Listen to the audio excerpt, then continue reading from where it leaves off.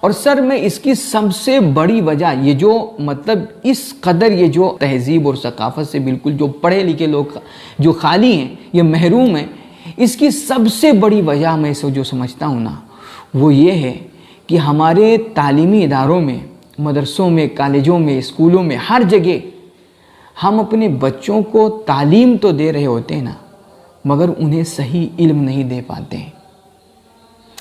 علم اور تعلیم میں بہت بڑا فرق ہے سر۔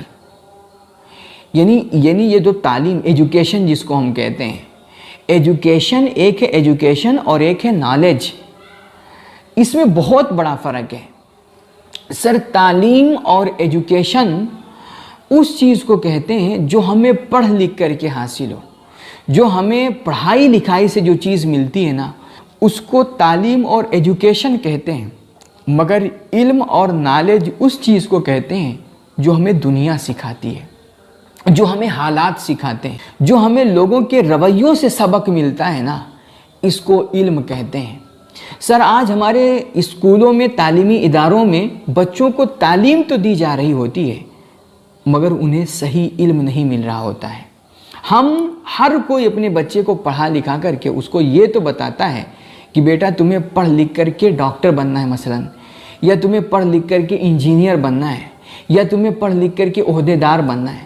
یہ ہر کوئی سکھاتا ہے پڑھ لکھ کر کے تمہیں یہ بننا ہے، یہ بننا ہے، یہ بننا ہے، مگر کبھی کوئی اپنے بچے کو یہ نہیں بتاتا کہ بیٹا پڑھ لکھ کر کے تمہیں سب سے پہلے ایک اچھا انسان بننا ہے، ایماندار انسان بننا ہے۔ یہ کوئی نہیں بتاتا ہے۔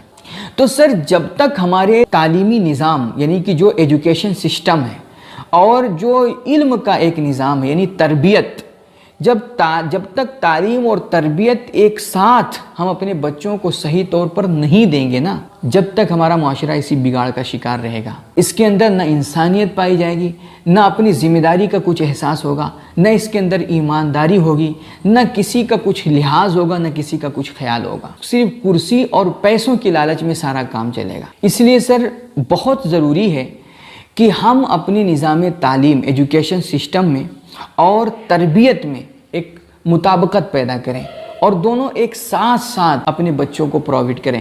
جہاں ہم ان کو صحیح تعلیم اور ایجوکیشن دیں، وہیں ساتھ ساتھ انہیں صحیح علم اور تربیت بھی عطا کریں۔